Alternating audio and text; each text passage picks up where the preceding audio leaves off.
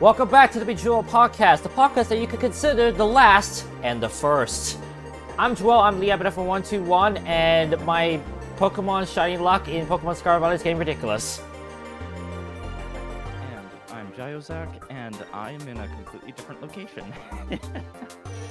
More about that at 11 o'clock. Okay, not really 11 o'clock, but as I lower down the volume a bit, ladies and gentlemen, welcome to episode 18 of the Bejeweled podcast. The podcast where it's just me and Jyozak we'll talk about games where I hurt my hand with playing games. Sounds about right. Yeah.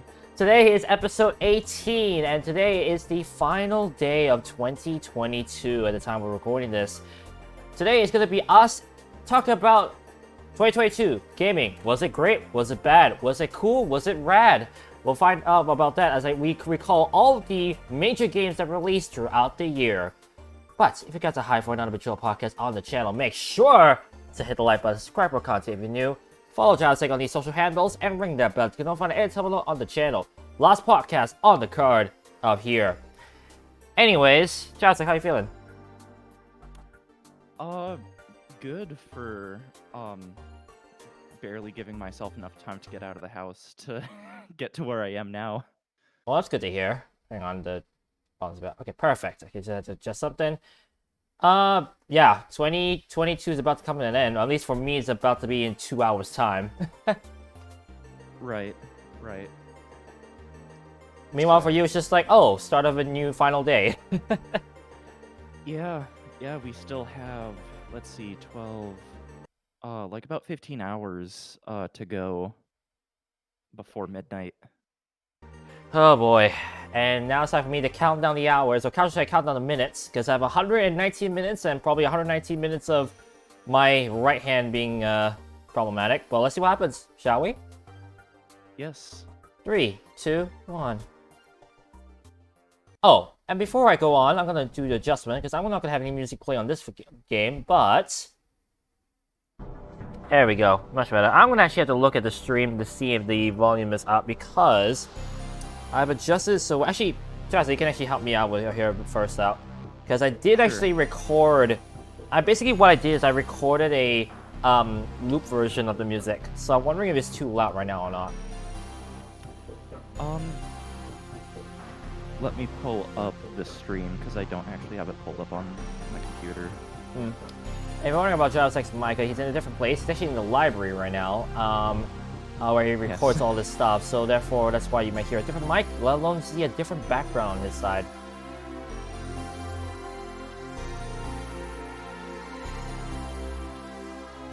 I'm just gonna continue to play on my end. If you're new to the podcast, yeah, it's just me trying to 100% this game, because technically there's also a playthrough of this game. It's just gonna take forever. Yes. Oh. I have a 30-second ad that I have to watch. Oh dear. Man, I thought I turned that off. My goodness. I thought I turned on the other time, and I was just like, man, it's like, I remember during the classic Tetris tournament I was in, the restreamer told me that I kept having so many ads. I'm like, wait, I thought I turned that off. Oh. Apparently not. Testing 1, 2, 3.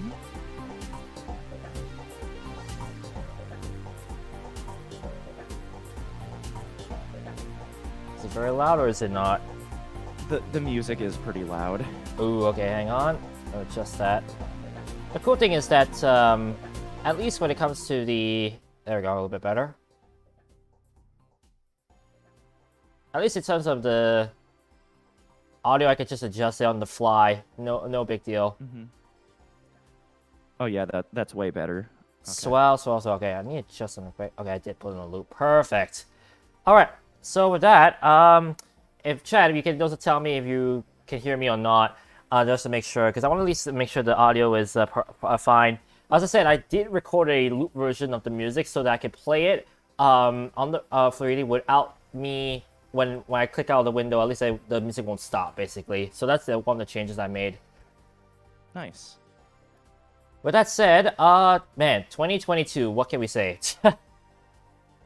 Yeah, it didn't really feel like it was that big of a year, but I started writing, like, down all the games that at least I played, and it's like, wow, yeah, a lot really did happen. And you, I don't know about you. definitely felt like it's flown by. But then again, with me working a full-time job, it definitely felt as though it flew by. But with all the announcements that came and went, it just definitely felt like it was still a big year for gaming. All the more, in my opinion. Right. Right. Yeah, I guess where did we want to start? Well, I guess mean, we'll start probably- from the very start of the year, actually. Mainly, I've looked through the games, and I noticed that not many like big releases occurred until near the end of the year, actually. Pokemon Legends Arceus. Yes. And I know a lot of people have said, like, if you're not a big fan of the core series, this game kind of turns it on its head and it makes it into something beautiful. Yeah, that's something that I've heard as well. It's kind of been the reason why I've had any interest in trying out Arceus. Whichever, how you ever want to pronounce it. Okay. Pokemon Legends Alakazam. What? I mean, sure. The coffee hasn't quite hit yet, so Yeah, apparently not. yeah. But don't worry, this might be the last, if not one of very few that left that we're gonna do in this timeline. We're probably gonna swap it to the other time stream, so at least it's easy for you. Right. If you're wondering, yeah, this is a XLR mic. Let's. I have you up to 200%, but if you're able to adjust it to be a little bit more audible, then sure. Okay. But that's fine. Let's see. Testing 1, 2, 3. Didn't see much difference, but I think that's fine, honestly. Yeah, it sounds fine to me, but I can give just like maybe a half of a extra tick of gain. Yeah, sure. All the technology he has on the side, mine is just, oh, a bar, let's raise it up. Yeah. I mean, that's how Alright. that's how I feel about audio and visual sometimes. It's just like, when I look at the sound, it's just like, oh, push up to be higher, be louder in volume, and push down the set for the opposite. But I know AV is like a lot more complicated than that. Oh yeah. Yeah, audio is like a super can get super complicated if you really get into the weeds of things. Yeah. Anyways, let's just Arceus. Yeah. In all seriousness though, I never played the game myself. It is one of the games I actually plan to play next 2023, besides Super Mario Odyssey. But what I've heard, many people enjoyed it. It's a lot more smoother, I would say, as I heard. And I would say that it definitely influenced a lot of the visuals that you see in Pokemon Scarlet and Violet. But of course, we'll get to Scarlet and Violet once we reach that part of the year. Yep. Yes. Mastery songs. Yeah, no, not at all. Oh yeah, that's a whole thing. Oh dear. Oh boy. Yeah. But yeah, the fact that Pokemon actually try to go a different route is actually quite cool. And the way that the game plays, right, definitely is not what you usually think of a regular Pokemon game. And all of a sudden, it's just like, where did this come from? And they kind of nailed it quite well. Some people may think like new may be bad, but this case, new was great. Right. Yeah. Yeah. That's what I've heard is, even though it's doing something very different from, all the previous Pokemon games, it still holds its own and, yeah, brings a lot of interesting and fresh ideas to the table. Yeah, exactly. It's such a breath of fresh air just to see that something like that from Game Freak. Next one on the list, actually, we go straight to the first of surprisingly only 2 Nintendo Directs. I realized. I'll be honest. I was looking through all the Directs. I was thinking, wait a minute. I'm pretty sure Nintendo has done more like full Directs than 2. And then I tried looking up. No, 10th of February and 13th of September, I believe. That were the only two directs. Yeah, yeah. There was a pretty notable like indie showcase that happened earlier in the summer, but that was about it. Yeah, it felt like more than that, but then again, that just goes to show how much content they're still able to mass out. Let's just say, because it's like they Yeah. thrown at us a lot of stuff, even though it was all in just two directs. Yeah. Yeah. And the first of which had a very big DLC. Let's just say, Okay. I think you know which one I'm talking about. Is it more of an indie game? No, the Mario Kart Okay. Booster Pass DLC that was announced. Oh, for some reason I was thinking of the Cuphead Delicious Last Course. Oh, For some oops. reason. No. Let's not talk about Cuphead. Let's talk about Mario Kart. I don't know. I'm getting ahead of myself. 6 waves of 8 tracks each. I mean, bruh. I think when we all heard that, I think we're thinking has Nintendo gone insane? But they did it. 3 waves are out and 3 are left to come in the first half of 2023. But to think that now we have seen even more retro tracks coming into the fray, let's just say. Especially the Mario Kart Tour tracks, which I know you somewhat liked, but it's just that the game itself wasn't that great. Yeah, I really like the tracks in Tour, but even recently, now that I've gotten a newer phone, the Pixel 7, I've tried out Mario Kart Tour a little bit again, and yeah, just the controls I still do not like.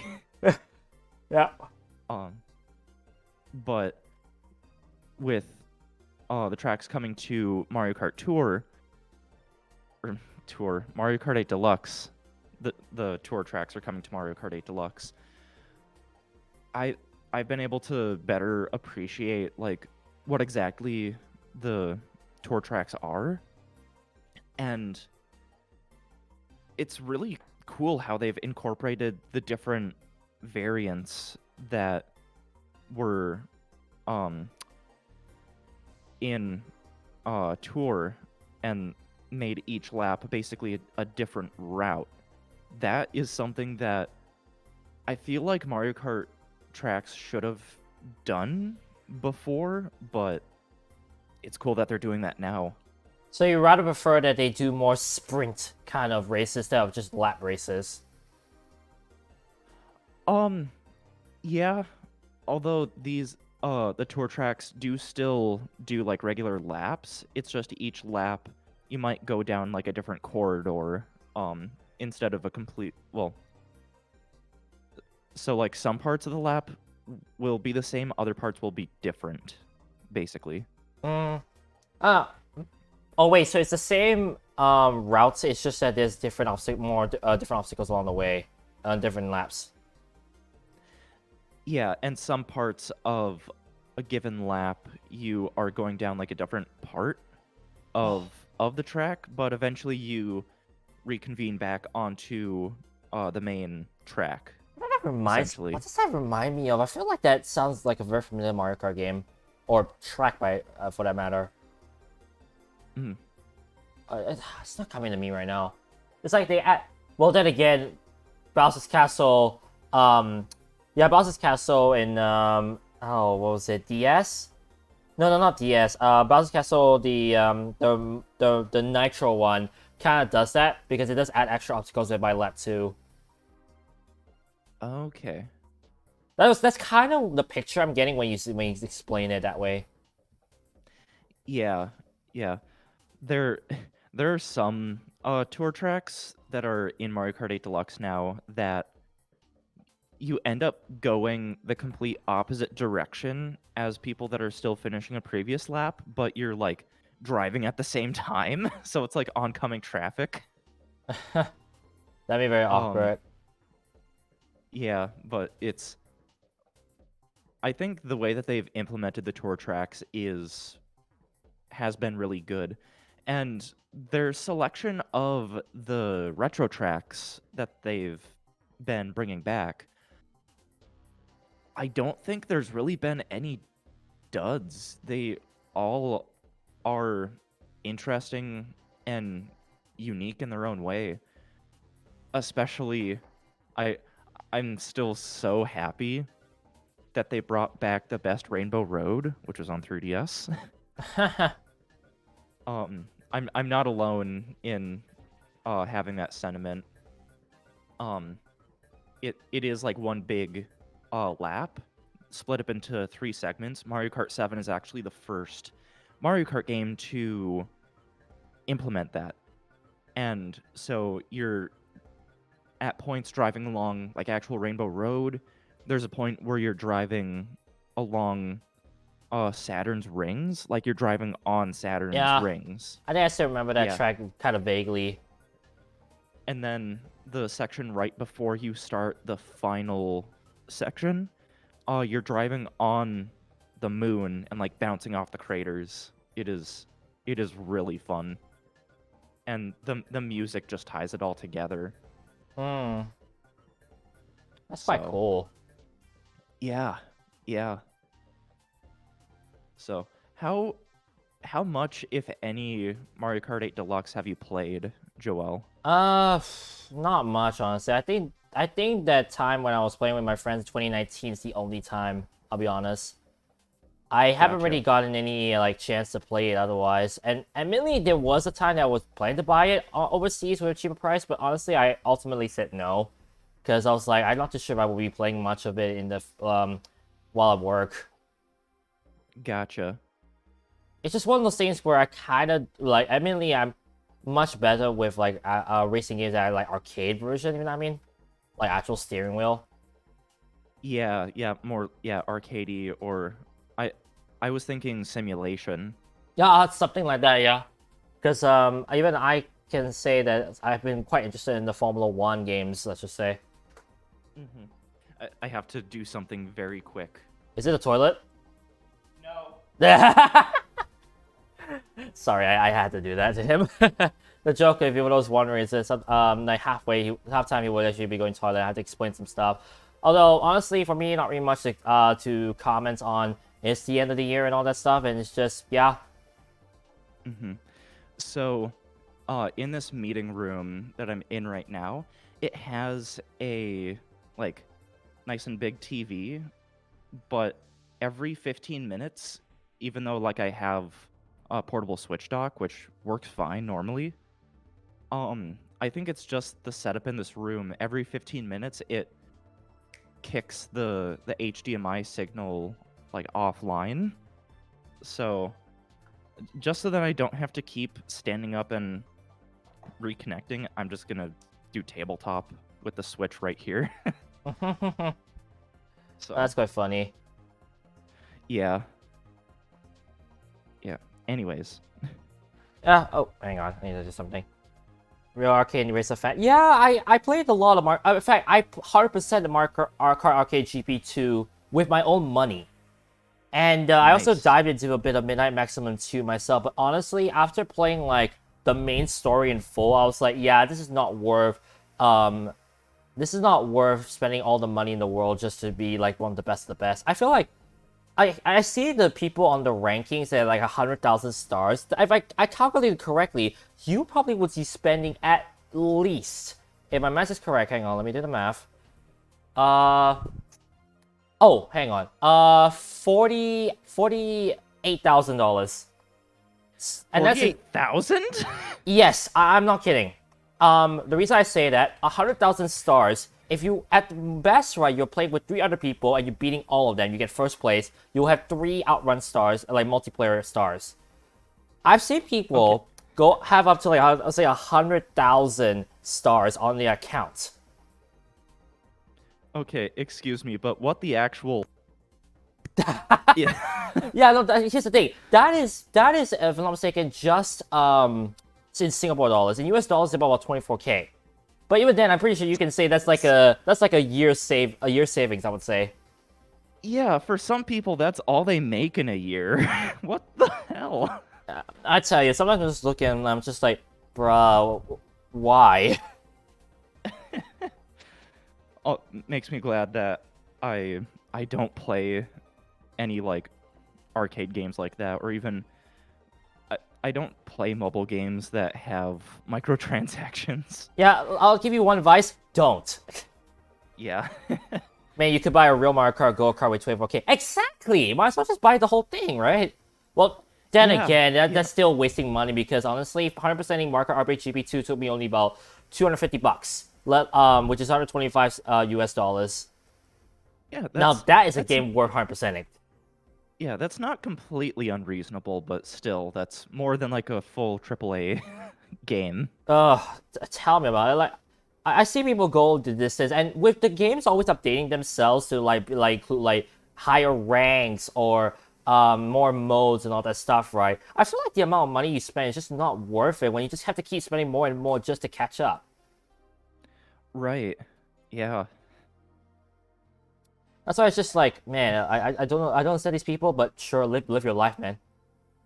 Right. Live a life, you know And what yeah. I mean? And not even to mention that it like I mean, this would be more expensive than the amount that you spent to 100% it, but if you have a Switch, which let's just use the regular Switch, not the OLED, so 300, you can get the it's a official like arcade style racing wheel Yeah, that I think Hori makes. That's about like the more like premium model. That's about $100, I'm pretty sure. So like that's 400 and Mario Kart 8 Deluxe. So 460 ish, not yeah, counting tax. So crazy. yeah. I Trust me, as I said, arcade gaming, not worth if you're 100% like me. no. Anyways, moving on from Mario Kart, we go over to the 15th of February for an infamous Cyberpunk 2077. Mm. I'm sure everyone has been complaining about the glitches in that game for so long. Mm-hmm. It's just kind of sad that this is kind of the case of like, I think I remember having a conversation with my friends of how like Sonic 06 did better than Cyberpunk. Yeah. Yeah, and it seems like Sonic 06 is a more functional video game compared to Let, Cyberpunk. let alone getting a PC report, if I'm not mistaken, recently. Yeah, that sounds about right. Which I'm actually kind of excited for, honestly, because honestly, if they manage to polish the game a bit more to allow at least better gameplay, I wouldn't mind trying that port just to see how it would be if it was better, if you know what I mean. Yeah, yeah. Yeah. Yeah. But then again, like, Cyberpunk, I mean, it was just a case of, like, everyone was just thinking, like, this is not how you, like, promote a game and then release it. Because if you release it with very bad, like, engine and all that kind of stuff, boy, you're gonna get your teeth kicked in very easily. Yeah. Yeah, and you can't really, like... you can't rely on releasing a game that is barely functional and just patch it later. I feel like people have kind of wisened up to that sort of behavior. Yeah. Like that's that's why I'm glad that most of my um gaming happens on like first party games on the Switch, because typically you don't really get too many like absolutely required one-day patches. Usually it's just like fixing up a couple minor bugs. Hmm. Um, but if you have to live with not having the patch for like a weekend, let's say you're picking up the game and going somewhere where there's no internet, for whatever reason, then you should be fine. Yeah, I think that actually sounds a bit right, honestly. Mm-hmm. But yeah, Cyberpunk definitely did show us how not to do it. Whereas the next game in my list, apparently this next game showed how all wait, hang on a second, showed all of how you should do it. Elden Ring. Yes. And of course, if that name sounds familiar to anyone, unless you're living under a rock, that is the game of the year for 2022, Elden Ring. The funny thing was that the first time I heard about Elden Ring was actually through Mr. Beast. Really? In one of the videos, I think it was Weirdest Things on Amazon. I think the second version of it.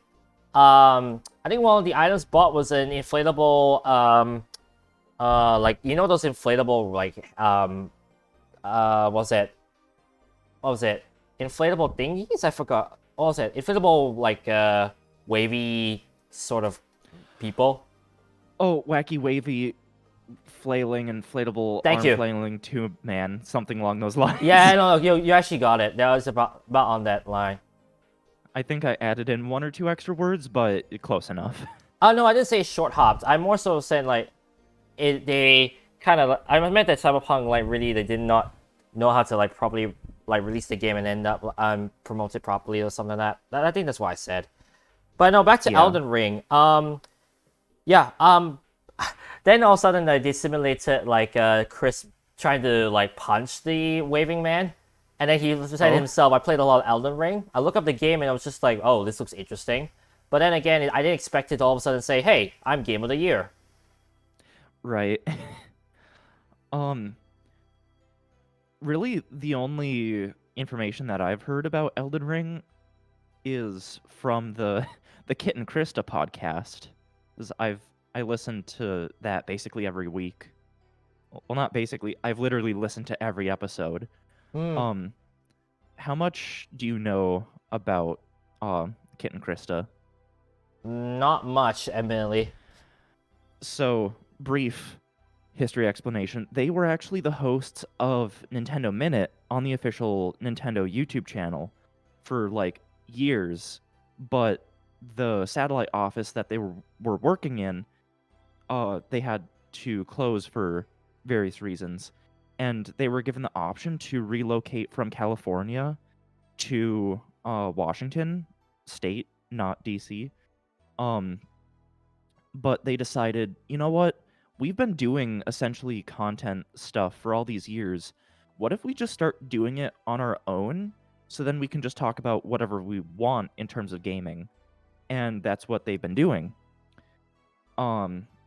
So a lot of, well, oftentimes there's a segment on their podcast where they talk about like a behind the scenes story of working at Nintendo. And another segment usually that they do is games that they've been playing. And for a solid chunk of a couple months, they were just talking about Elden Ring. So that's anything that they've talked about, I've heard. And I assume like they spoken very high praises about the game. Oh yeah. Yeah. In fact, I think it was their personal picks for Game of the Year. So Just the I'm trying to music, think. the atmosphere, the storyline, I would presume. Yeah, yeah, I forget which one it was. It might have been Krista that she said, "Okay, I'll try this out for a couple hours and see where it goes from there." And a couple months later, yeah, I'm close to beating the game. So, Wow. yeah, it really grabbed both of their attentions for months. What was it again? Was it a fighting, like sword fighting game or something like that? Or is it similar to like Elden Ring? Elder Scrolls fight, like Skyrim? Elden Ring, Elden Ring. It's like kind of like Dark Souls, except easier, Oh, basically. okay. I think I know where this is going. I have seen Yeah. one of my friends from the LHA Luna Heights Arcade. Shout out to them, by the way. Happy New Year if you're watching. Um, they were playing Dark Scrolls, and I did see quite a bit of gameplay from it. I think I can see where this is going when you say there's something like an easier form of Dark Souls. Yeah, a lot it's a more accessible version of Dark Souls is my understanding of only having it being described to me because I only listen to the audio version because I listen to it while I work here at this library. Mm, um so like I've seen little bits of gameplay, but for the most part it's just been described to me and I don't really have too much visual of the game. But yeah, if it can turn someone like, well, both Kit and Krista, who didn't really have too much interest in Dark Souls before, and like turn them into fans with a more accessible version, I think that's really good. Yeah, that definitely sells it for me, honestly. I mean, I'll see if I can get it. I'll be honest. I'll have a look. Right. Alright. Yeah, I think it's only on PC, PlayStation. I don't know if it's on Xbox. Is it? Well, I have a PC, so I can definitely buy that from there. Yeah. You already need to just say PC, and I'll be able to get it because I don't even have any other consoles. Yeah. Honestly, like for completely well, not completely unrelated, but I've heard the sentiment of if you have a good PC and a Switch, you can basically play anything worthwhile this current generation, and I totally agree with that. Actually, yeah, you know what? I agree. Although with all the ports that have been happening, like any game like becoming part of the Switch, it's just like, man, how many games are they gonna do next for next year? Right. It's just crazy. Anyways, moving on. The next game on the list I actually noted was in March. 4th of March, Triangle Strategy. Yes, Strangle Tragedy. AKA the, I think it was the sequel to Octopath Traveler? I hope I'm saying that correctly. Yes, Octopath Traveler. I mean, we know about the gameplay, all the stuff, but the fact that they actually released another one, I assume people liked it. And all the more, though, even though I'm not seeing gameplay, the art style and the storyline, just the idea of being able to control multiple people and, like, determine their stories, man, that actually sounds very interesting all the more. I forgot that game existed. Yeah, it's... that just feels like this whole year, just in general. Just a blur. Yeah. It's like, oh, this game, wait, this game? Oh, this game. Oh, yeah, I forgot about that when that was a banger, all that kind of stuff. Yeah. Okay, but Live Alive did a multiple stories thing too, and that game is rad. Yeah, wait, when was that game released? I forgot. Was it September, right? Around there? Oh, sorry, had to re-enter a password. What was that? Live Alive was around, oh boy, September, right? I actually forgot the month. That sounds about right. Live... I know, whoa, I'm talking about the remastered version of the Switch. I don't mean the original. Oh, I know. No, I'm talking about the Will. But no, back to Triangle Strategy. I mean, there was one of the few games also that caught my interest, eminently, even though I wasn't blind to play it. Just the idea that, well, they brought another sequel to the game that allows you to play multiple characters, have different storylines, and really just like, it's like choose your own adventure, so to speak. Yeah. The version of Live Alive on the Switch released July 22nd. July 22nd. Okay. I know that one. I mean, to the Japanese people, it's like, oh, this game is quite cool. But for us, it's just like, okay, this is a new game. Maybe we'll try it. Right.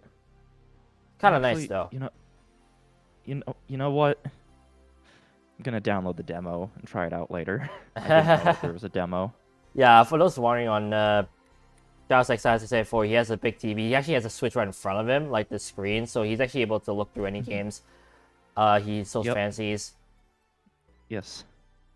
Next up on the list, big Kirby and the Forgotten Land. Yeah, Kirby. 25th why I of picked this shirt. 25th of March, Kirby and the Forgotten Land, the latest addition to the Kirby series, let alone the first 3D, I think, Kirby game in a while. Yeah, the first it's 3D in the sense of Super Mario 3D Land and 3D World. That sort of 3D where it is still linear, but it's you have like free range of movement. Sandbox. Yeah. So I mean, let's It's not forget all the memes of just like Kirby eating like a very big Rico. yeah. Oh my gosh, yeah. Um, mentioning another podcast here. The uh, the disc only podcast. Tom mentioned wanting to do a costume of a mouthful mode Kirby. Excuse me. Oh dear. At like a convention where it's just like kind of at the knees down is normal human, but the rest is just Kirby. So it's mouthful mode human. Oh my goodness. Yeah. That actually sounds hilarious. Yeah, I've not seen any images online of anyone doing that, but I want to see images at some point. If it actually comes up, bro, that'll be very intriguing to see what they will look like. Yeah.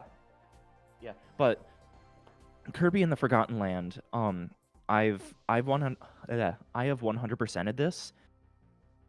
It is probably my favorite Kirby game, with Planet Robobot very close second. It was just such a fun romp the whole way through. Yeah, Kirby games are kind of notoriously easy, but I think Filthy Frank already did that. You're not wrong. You're not wrong.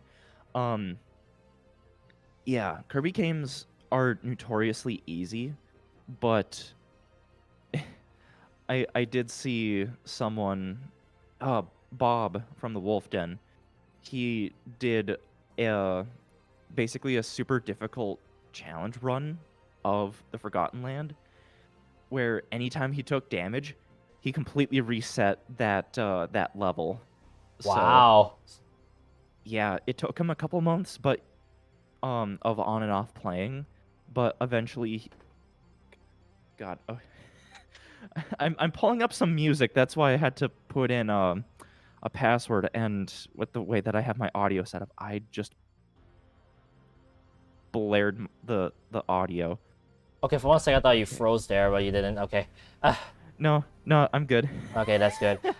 Anyways, Um, yeah. Yeah, very good game. Very good game. I'll be honest. I actually have Kirby and the Crystal Shards like for the N64 like available because I have the 64 Online. Thanks, Jalzek. Yes. I actually been wanting to try that one for a bit, but just I haven't did at the time. I might try that first before actually playing Forgotten Land, just because I'm curious about 3D Kirby. I'm not the best with 3D games, but I mean I'm playing Odyssey next year, so I'm trying to train myself well. Yeah, yeah. Kirby and the Crystal Shards is more 2.5D, so it is it plays more like a 2D Kirby game. So yeah, but Kirby and the Forgotten Land is definitely like you have 360-degree movement. So Wait, Will, I thought it was. I thought it was a Kirby 3D games beforehand, but was it not 64? no, Kirby 64, the Crystal Shards. Oh, the power combining is, yeah, it's really fun. Mm-hmm. Kirby 64, the Crystal Shards, it plays more like a 2D Kirby game. Wait, which one was the last 3D Kirby game then? It might have been, whatever the side game Air Ride? from. Well, but that was more of a racing game. There is a side game in Planet Robobot that I think Kirby's 3D Blowout Blast, and they released a standalone version of that, like Blowout Blast Deluxe. That technically was a 3D Kirby game, but it wasn't like an actual Kirby game, is the best way that I can put it. Okay. Yeah. Yeah, that Yeah, once you start playing Kirby Crystal Shards, you'll see what I mean, where it's like it plays more like a 2D Kirby game. uh, A lot of a lot of people do say that it's like, oh, it's the first 3D Kirby game. Only technically because, um, even though you're following a linear path, like there is still like some 3D elements. And actually, now that I say that, there are some 3D elements in the 3DS Kirby games, but again, those were still 2D, Hmm. like linear 2D. I'll take note of that once I actually get to those games. Yeah, yeah. Next on the list, we're gonna jump very far ahead to the end of April, and Chowsek's favorite game, apparently. Okay, not really. Nintendo Switch Is it Sports! I was about to say, is it just bowling? Yes, clearly. No, Nintendo Switch Sports. For Switch, they finally released the game after, I think... Oh, wow, when was the... I think it was 2006 that Wii Sports was released? Yes, the original Wii Sports. And then 16 years later, they will release Nintendo Switch Sports. Yeah, yeah. Around the time that I did my video on Switch Sports last month, the day that I was recording it was one day after the 16th anniversary of the original Wii Sports releasing. Yeah. So, yeah, I can definitely see why some people just didn't really enjoy the game, and I even pointed out a lot of the flaws of the game in my video. Excuse me. Like three of the sports are kind of similar. Volleyball, tennis, and badminton. Like they all have Yeah. sort of their own idiosyncrasies, but largely they are all the same. Throw really the save a projectile, shoot a projectile. That's it. Yeah, but really like the saving grace for me at least for the game is the survival bowling. There is enough complexity to where it has been the single game mode that has brought me back on a somewhat frequent basis. That's kind of sad knowing that there's one that is like carrying the weight of it. Yeah. Although now that there's been the one singular free content update that brought golf actually uses the same survival format. So, funnily enough, after I made that video, I have not touched the game really at all, because I just have not had the time to. Maybe at some point today I'll boot up golf, because I don't know what else I'll have. I don't think I have anything else planned for today, in terms of like schedule. Except maybe doing stuff this evening with it being New Year's. Yeah. Because on your side, you're probably gonna have a New Year's party leading into the new year. My goodness. Yeah, at the very least, we might cook up some of the frozen pizzas that we still have and turn on the TV to the feed for the New Year's. That was what I was planning to eat drop. this dinner, Trat. A what? That was what I was thinking of planning to eat this dinner, Trat. I forgot. I want to eat pizza. Oh. I ended up my parents bought back for me fried chicken. Oh. But I was okay with that, honestly. Literally the best golf game ever. No, well, the best golf game is Golf Story, clearly. Yeah. No, seriously, if I haven't played Golf Story, I played the whole game. It's actually very funny and very good. Yeah, that's what I've heard from a lot of people, is Golf Story is just a great game. And yeah, no one remembers Wii Sports Club.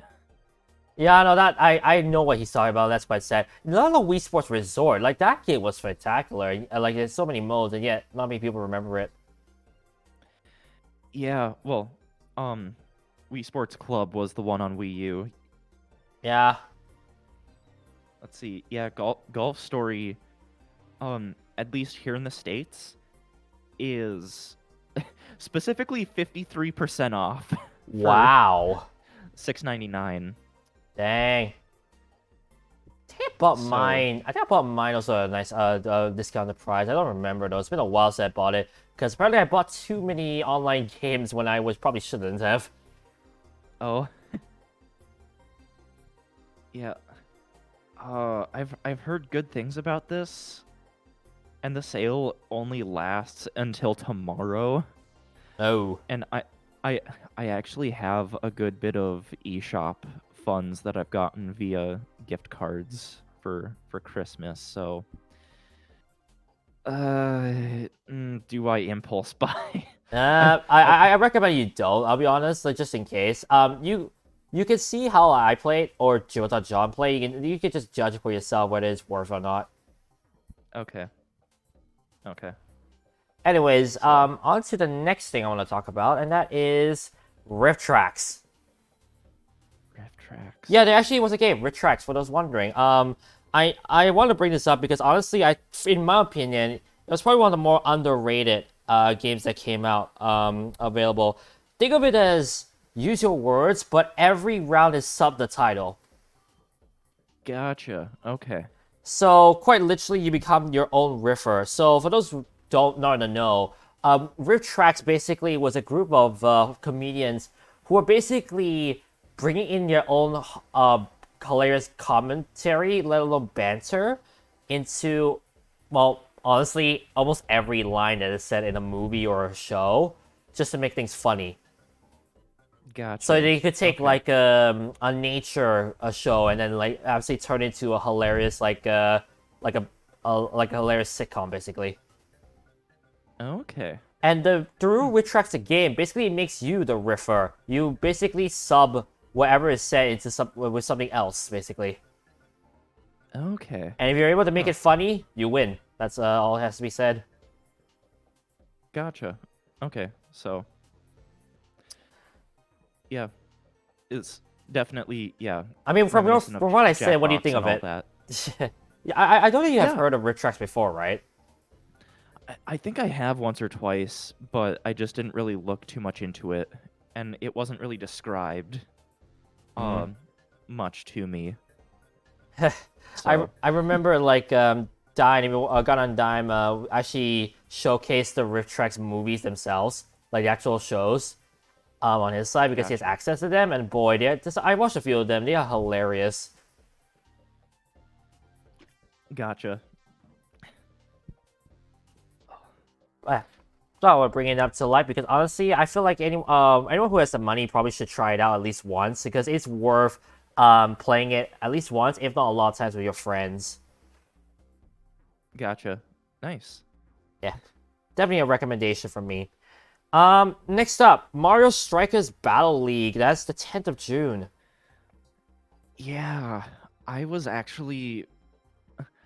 really looking forward to it. It's like, oh, nice, I finally get to play a Strikers game. But then I realized, oh, the other Mario sports games on Switch were released kind of in a bare bones state, and a lot of the content got added later, and so that's why I have not bought the game. You know, it's fun. The thing is that with this game in particular, I know a lot of people are quite upset with the DLC content. Yeah, it's been very slow. It's been a very slow drip feed of new characters and new stadiums, which the stadiums don't really add much. It's just for aesthetics, from my understanding.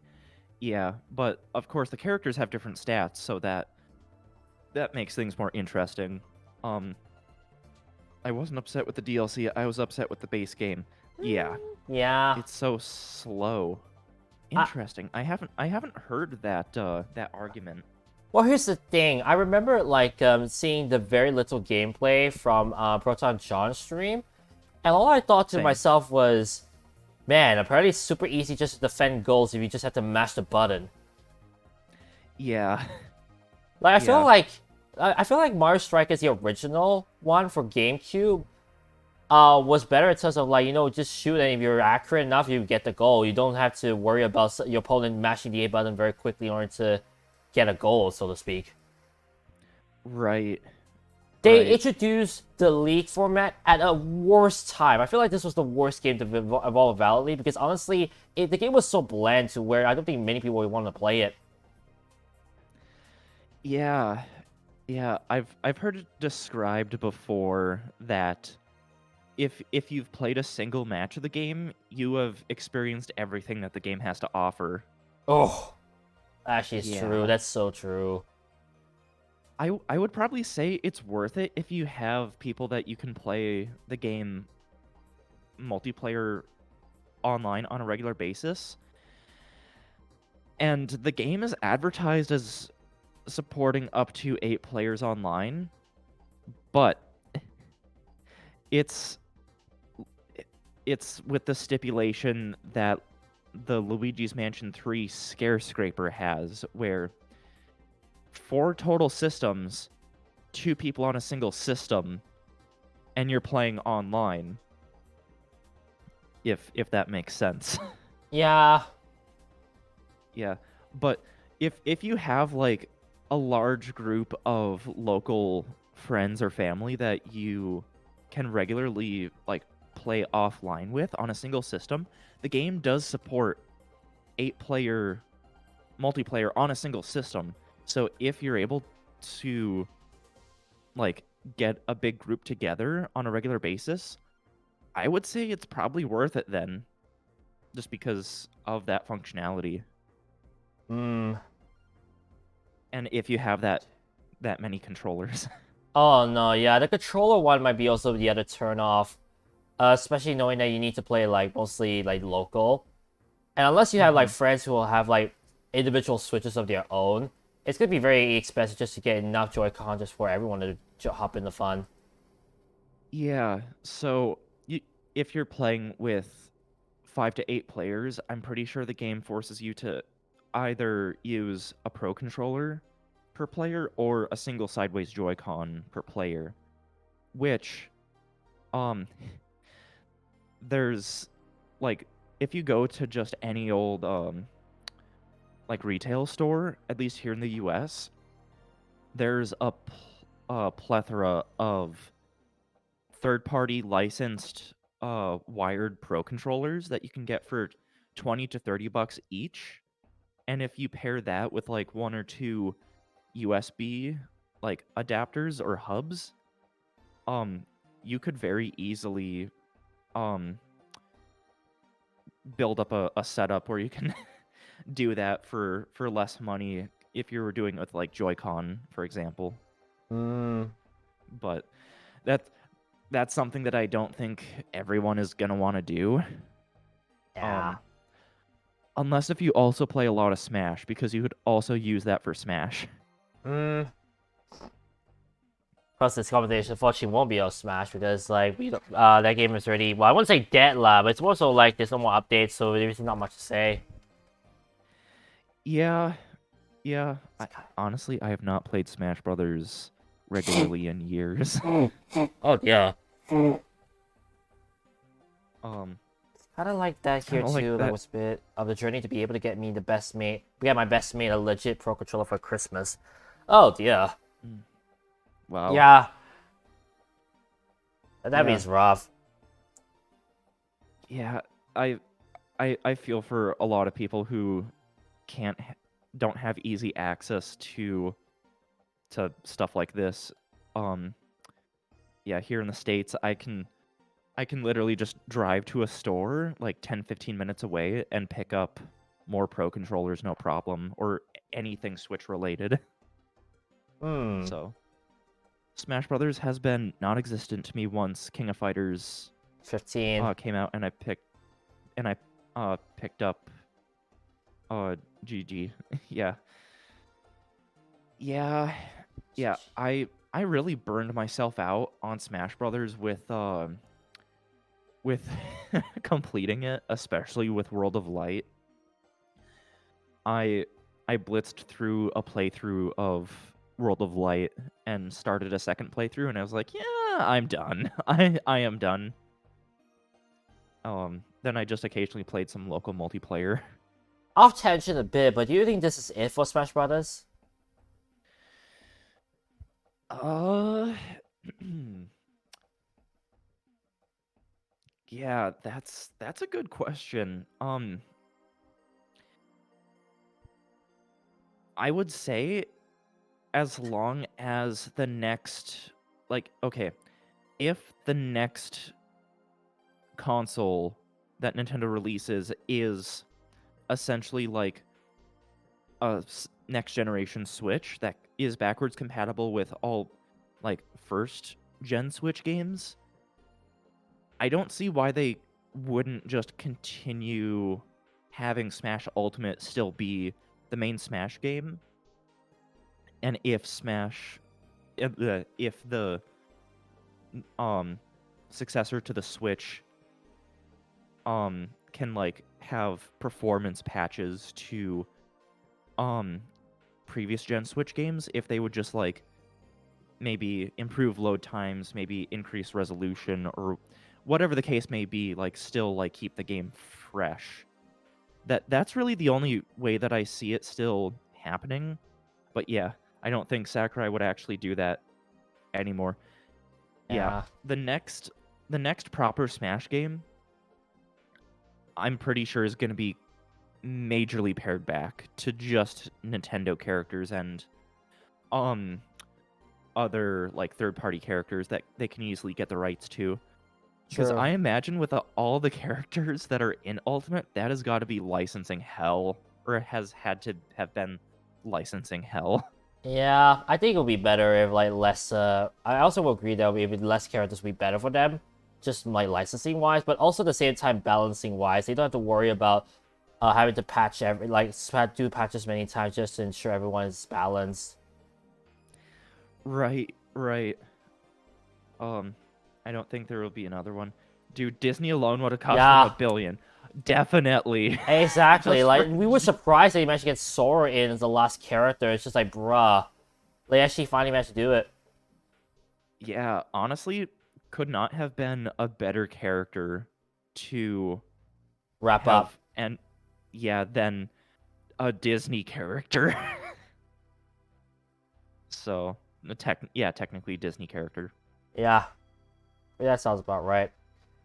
Alright, next one on the list is actually not really more so a release, but more so an announcement that Fall Guys was made free for many consoles. Oh my goodness. Yeah, basically everything. Yeah, Nintendo Switch, Xbox, PlayStation, and all that stuff. I mean, that was big. Just to make like such a fun game like that, just like available to everyone. Oof.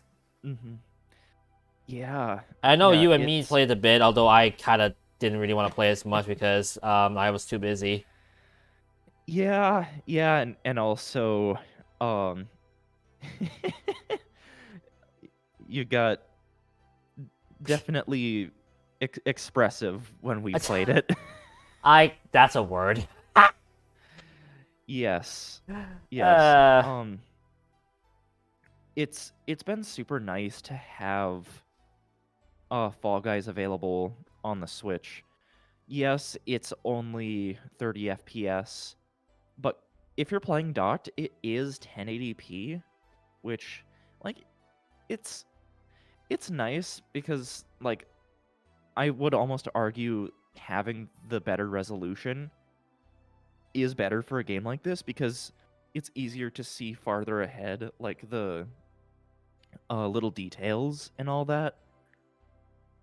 Compared to if you had the higher frame rate but lower resolution, it would be harder to see distant obstacles and all that. But that's not to say that I don't want the game to run better. Obviously, that would be nice, but at least we have the game on Switch just at all. Yeah. So that feels nice. And even then, when I played the first season, only season 1, I still enjoyed quite a bit, despite, well, the expressions. It still was very fantastic to see the game like open up. I know Mr. B's actually promoted it as well. Yeah, I think he's done that a couple times. Yeah. That's cheaper than nothing. Wait, it is nothing. Yeah. I'll quote that because I still remember that quote. Right. But yeah, really enjoyed. Like, I honestly, I mean, if I were to get back to the game in due time, I would definitely have the nice feeling knowing it's free, and I'll be able to enjoy it for quite a bit on like a PC, quote unquote, let's just say. Yeah, yeah. If you connect Epic Games account to the version on computer and version on Switch, then your save data will uh transfer between the two. So Yeah, that's quite yeah. cool. All right, next one is another one that really didn't do as well as it should have. Sonic Origins, 23rd of June. Mhm. I know, like, I'm supposed to have like the first 4 Sonic games, but the problem is that apparently there's been a lot of problems with it. Apparently, Yeah, yeah. Do you remember what all problems it had? I'm trying to remember. I think it's like they didn't. It was supposed to like fix some issues, but they didn't. It almost felt like just almost like a um one-to-one like mapping of the game, if that makes sense. Okay. There wasn't really Okay. much like they added in, quote unquote, besides just extra music, all that stuff, which was kind of a bummer to some. Yeah. It also was Yeah. kind of a bummer to me as someone who actually kind of wanted to purchase the game, but now hearing all the stuff, it's just like, maybe not. Yeah. Yeah. I have the eShop page open for the game. Yeah. Yeah, I mean, it's definitely just it was a bummer. I said I was kind of like expecting like cool stuff, but then again, now hearing it's just like maybe I'll wait, or if there's a sale, I might buy it. I don't know. Yeah. Yeah. I guess I'll I have to think do. I guess I'll have to do that Sonic Let's Play I wanted to do on my phone again. It's coming for next year. I'll leave it at that.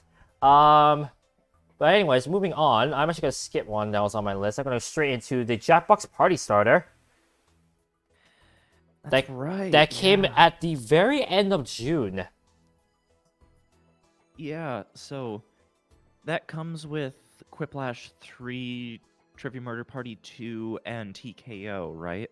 Yes, I would say a very nice, eclectic, collection of games, from different hacks. I feel like, yeah, I agree. I would say this. It really encapsulates the idea of Jackbox well. Yeah, yeah, and for anyone that doesn't have any of the party packs, probably is the best way to go. Maybe just one like the best of the best, you could say. Yeah, there's definitely like packs that have good games, but they're I'm just thinking of Job right now. Um Yes. yeah, that honestly overall I would say the Jackbox Party Starter is um it's the best way to go if you don't have any of the other party packs and you want to just have some of the best of the best. Yeah, that's not true because it doesn't have Job. Yeah, fair. Um But here's the thing, though. Job is only a standalone game. You gotta consider that Quiplash has 3 games. Trivia Murder Party is like a series of trivia games, and then TKO represents all the art games. yeah. Yeah. Um I would say yeah, Job is kind of like Quiplash, but you have slightly somewhat extra rules, if that makes sense. right. Right.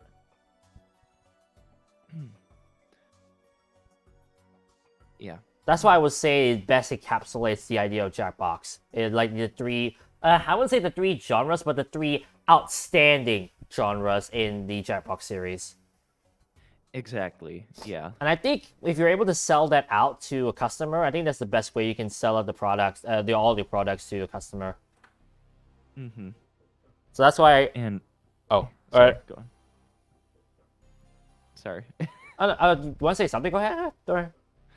um for anyone that's listening live, the Jackbox Party Pack 9 on the Switch is on sale currently for 25% off until tomorrow.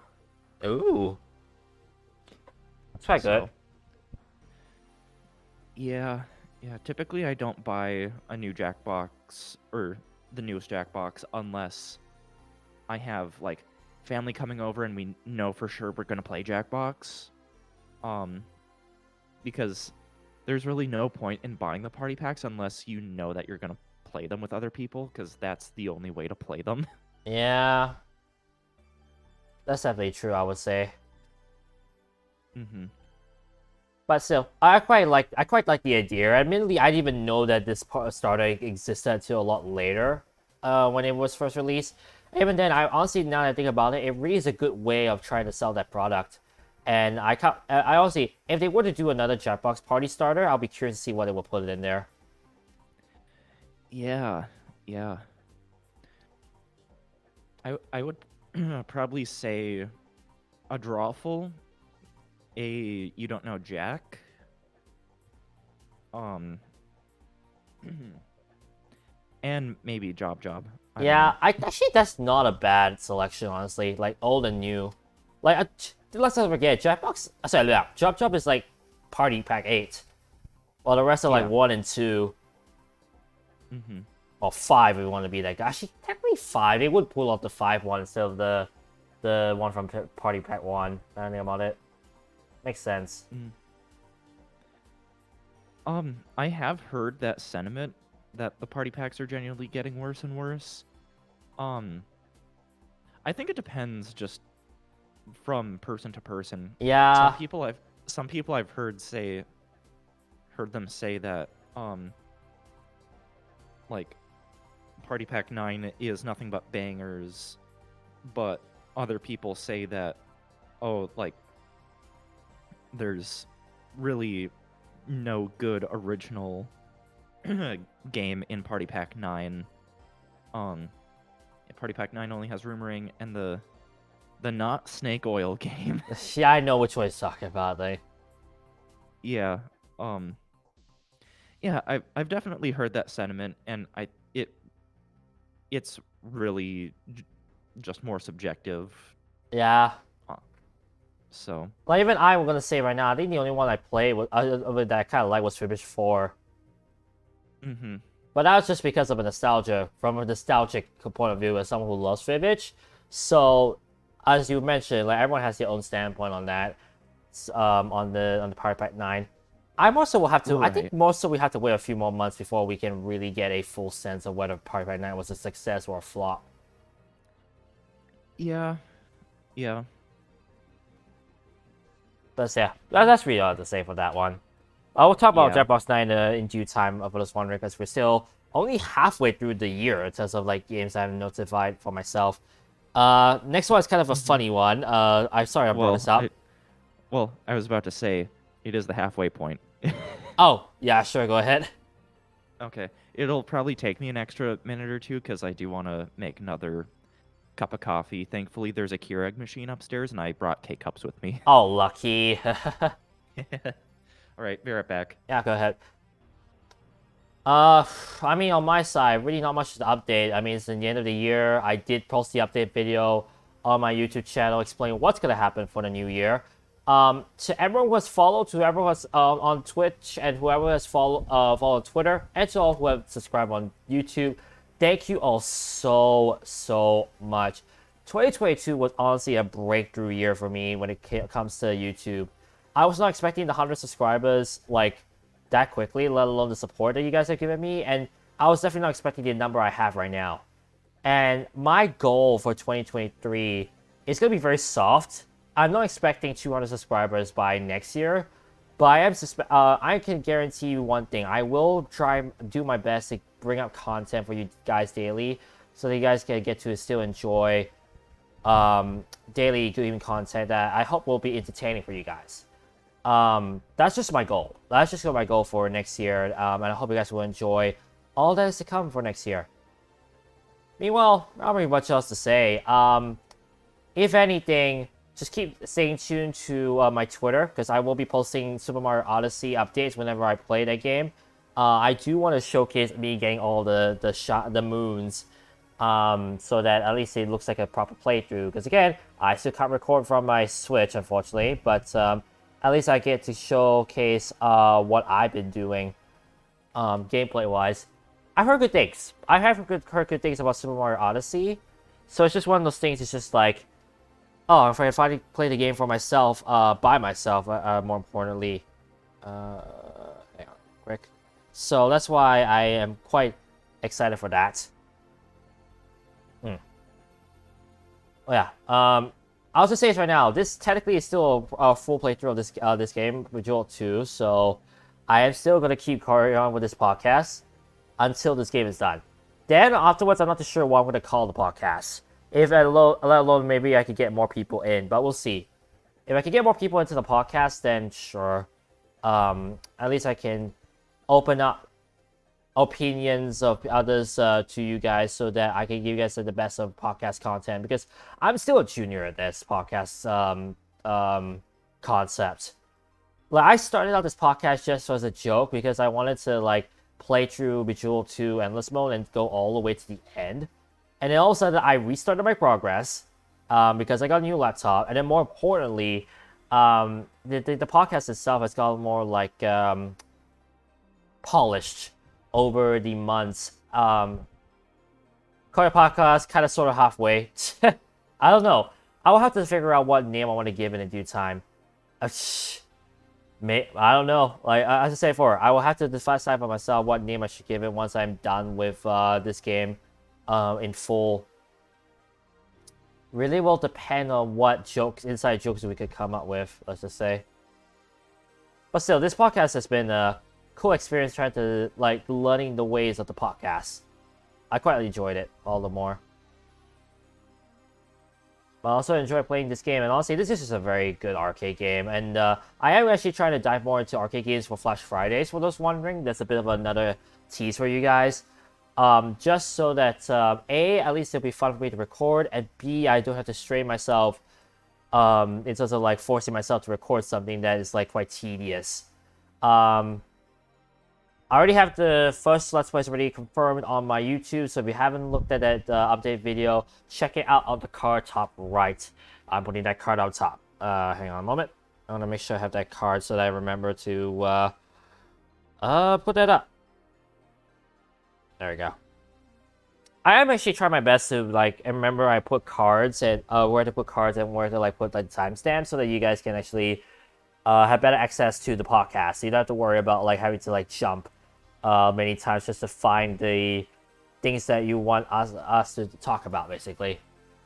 I kind of like it's a joke. It's a good way to base yourself up, to be honest. Just kind of entertains people. Yeah. If anything, it's just like one of those things. It's just like, okay, what I want to do next. If it ends up okay. The funny thing was that I remember joking to myself that I would do the Bejeweled 3 Endless Mode, which is called Zen Mode, because that game mode itself actually legit doesn't have an end mode, ending at all. There's no like end goal at all when it comes to 100% of the game. So that's why I've actually been kind of thinking of doing that in due time. The only problem is I can't do it now because I realized that if I were to stream Bejeweled 3 from this laptop, because of the lower quality of the graphics card, I'm actually not able to give you guys the better content. What you're seeing with Bejeweled 2 right here is actually the lower quality, if that makes sense, gameplay, because they don't actually have the fancy, flashy graphics / animations that you will find if you have like a stronger laptop or computer. So that's why it's just one of those things. It's just like I'm waiting on the time I can get an actual computer, and then I'll be able to stream Bejeweled 3 onto this channel, whether it be the YouTube channel or the Twitch channel at that. I do want to actually do a Let's Play of the Bejeweled series. It's just that I'm just waiting on the time to do it, because honestly, with the current firmware I have, it's not worth me spending the time to record it until I have proper graphics I can like look back on and say like, yeah, I quite enjoyed it, basically. So yeah, I know that was a mouthful, but I kind of just want to get that out there just so that people can understand where I'm coming from when it comes to the Bejeweled series.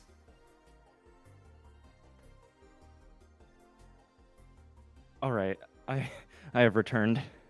Yeah, I see that. I just was talking about like what I was thinking about just a Bejeweled series, because honestly, I want to do a Let's Play of it. The problem is I don't have the proper firmware to do like it in the way I wanted to. Yeah. Yeah. Anyways, now onto the second half of the year, and onto a game that I tell you right now. I'll be honest, will not be surprised if I'll be surprised if someone never has not heard about it. Powerwash Simulator. Oh, yeah. Like that one, I remember a lot of people were playing it. I know some people played the demo. I remember seeing that game was just like this is just a satisfaction simulator, just cleaning objects with water. Yeah. Yeah. It's oddly it really is something that once I like started hearing all the hubbub about it, it's like, should I actually give this a go? And did you actually give it a go or not? I have not. I actually have not seen like actually any storyline like based around it, but what I've seen is just like it's definitely quite satisfying to see things being cleaned. Right. Right. Hence why I called it Satisfaction Simulator. Yeah. I was just looking to see if there was a Switch version, and there isn't. Nah, So, I remember it was only for PC. yeah. So maybe. I typically don't really play PC games all that much. I most of the time, if I want to play something, I'll just boot up my Switch and figure it out from there. Hmm. Just because I am such a big like portable gamer or like handheld gamer, and that's why I've really been contemplating getting a Steam Deck. I'm pretty sure Powerwash Sim is just a guy's midlife crisis converted into C#. Well, that's actually quite accurate. You're not wrong. You're not wrong, You're indeed. not wrong. That description doesn't stray away from the truth. Nice segue into the Yeah. next game on the list. 19th of July, Stray. I know that game has received quite a few rewards in the Game Awards. Though I'm not sure Yes. why. Do you know why, Jazak? Because you play as a cat and people love cats. Yeah. Oh, wait. It's that game. I remember. I think John actually played a bit. Mm-hmm. I watched a good amount of the playthrough that Steven and Mal did, because they played through that game recently on stream. Oh, Yeah. I forgot he actually plays a cat. Yeah. How the fuck? There is a part at the beginning of the game that if like you're it's can be a little bit tough for some people to watch, but after you get over that initial little hump, it's fine. I don't really want to say anything without really spoiling anything, although it's within like the first couple minutes. Basically the cat that you play as takes a pretty hard fall. Oh, so it's like bounces. oh, what was that? Human fall flat. Yeah, except a little touch more visceral, but it's not too bad. And once you get past that, it's like that's the worst of like does the cat suffer from any like injuries or damage or anything? But after that, it's fine. Head trauma. Yeah. I don't know. Yeah. That's just the first thing I think of when you think of falling down like a long height. Because you know game physics. Apparently, when you fall from tall heights, you still don't get hurt. Yeah, it's always funny to see like what games have fall damage and which don't. That's one of the reasons why I love Mario Odyssey so much, is that you can jump from like the highest point in a level to the lowest point of ground in a level and you don't get hurt. It's really nice And weird. that also. I know one Like, game though that go ahead. Like sidetrack.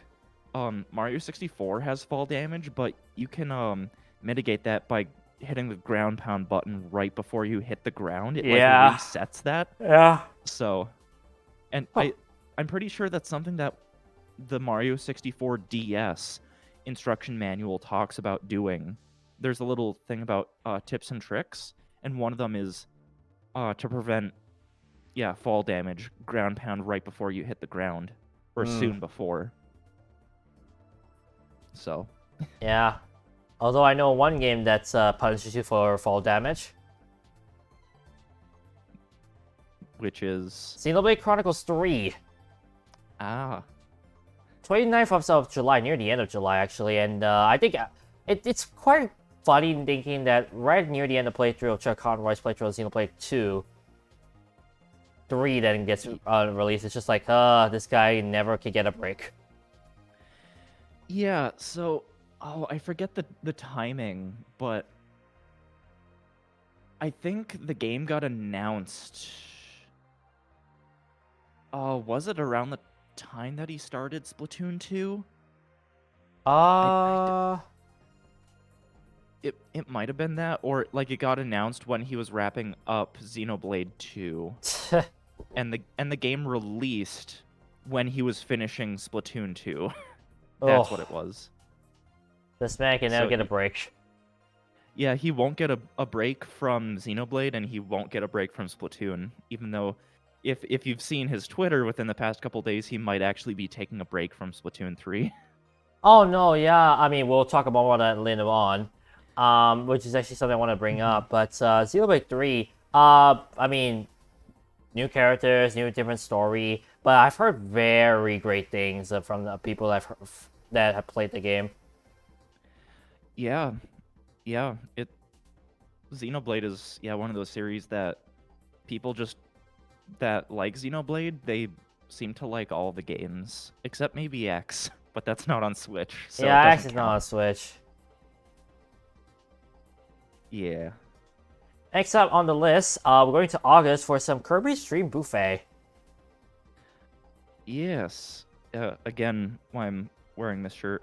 And actually, once we're done talking about Kirby Buffet, I have a game that I want to mention, but we'll talk about Buffet before that.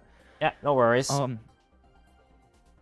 At least I'm double checking to make sure.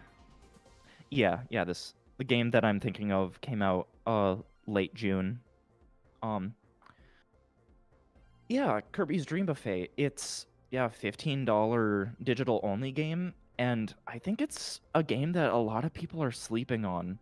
It's super fast-paced multiplayer game, and for $15,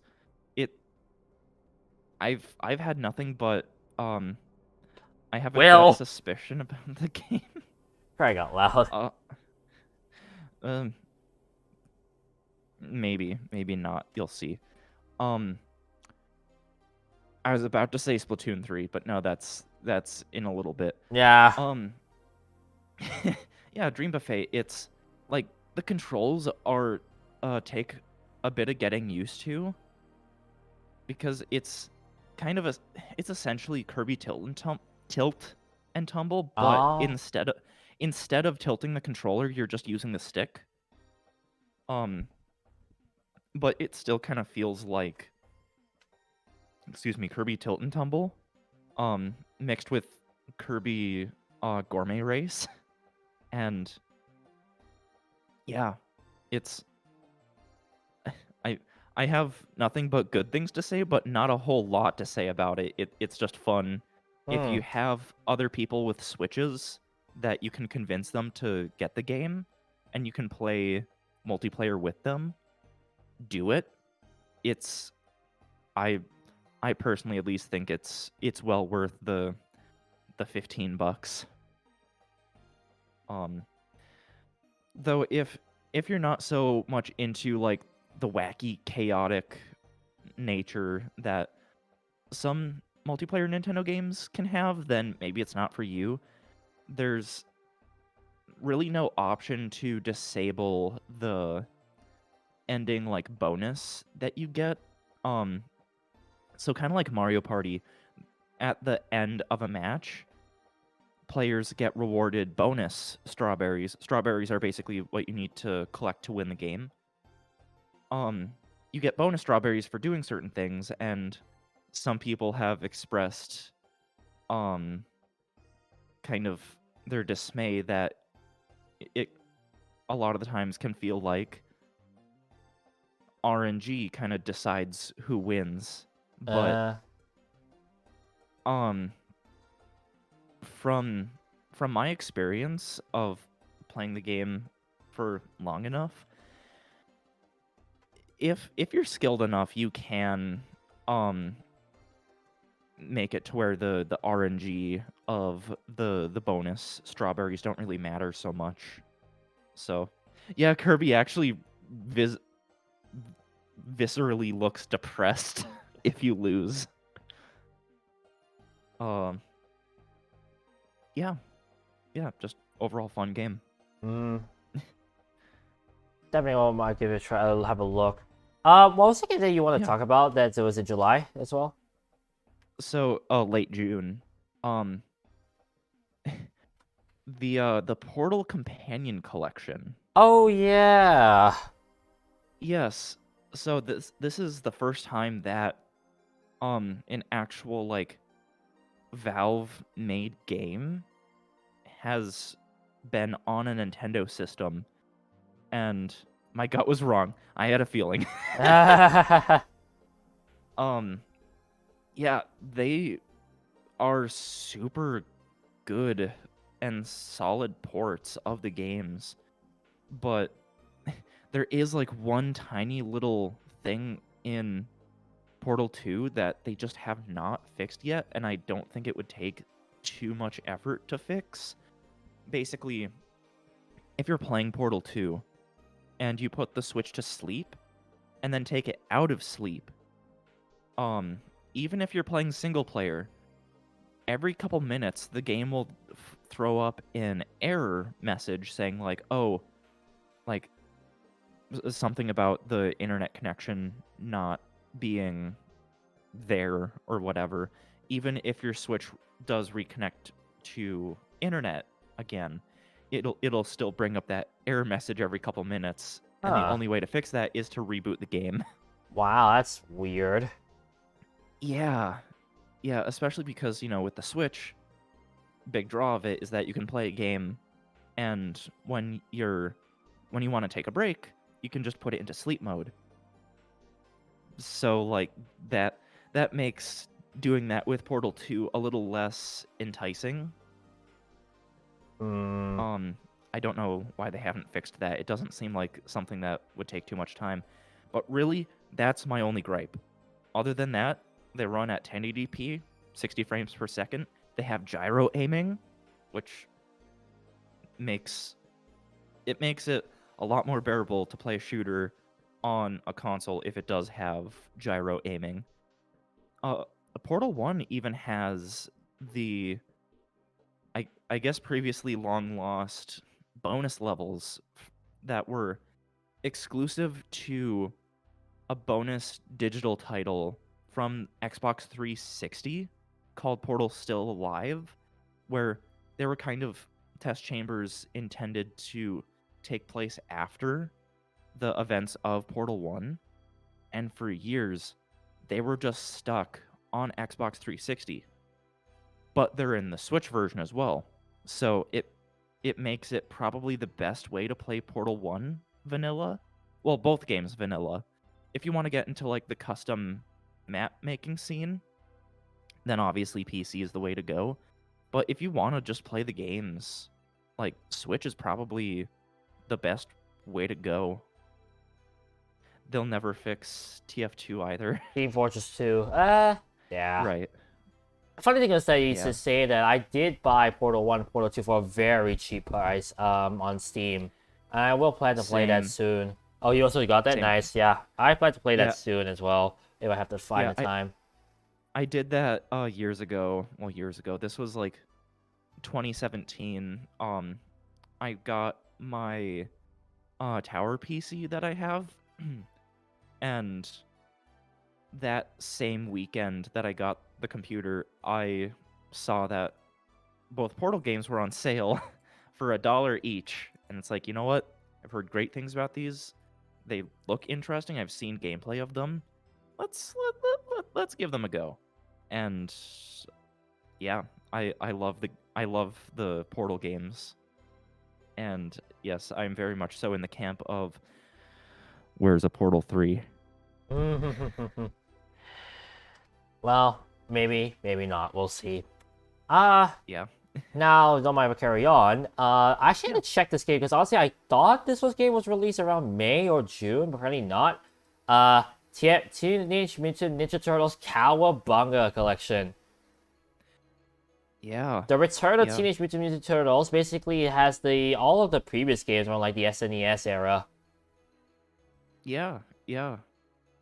which I think it was a big deal that they brought it back. And they also had like the modern version as well of the game, which is so cool to see. Right. Right. Yeah. I've heard a lot of people say good things about it, but again, I haven't played it, but yeah, it looks like a very good like side scroller beat 'em up. Um yeah. Yeah, I know. I mean, I've seen a bit of gameplay through TRG, and I'll say this right Mhm. now: the nice day they brought it back, and it's quite cool to see more turtles in action and all that kind of stuff. Um, I don't know. It's just nice to see more games being ported. I guess was honestly, in my opinion, this was just one of them. I was just like, it's a very big standout because I don't think the TMNT series has really seen much daylight. I would say recently. Yeah. Yeah, I want to say that they were acquired. Were they acquired by Nickelodeon? Uh, Let me think. Teenage. TMNT, the main company was who? It's not Cartoon Network, right? Um. Now I'm second guessing.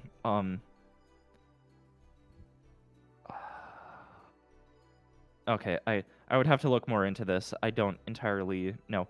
I know, at least here in the States, Nickelodeon does air some modern version of TMNT.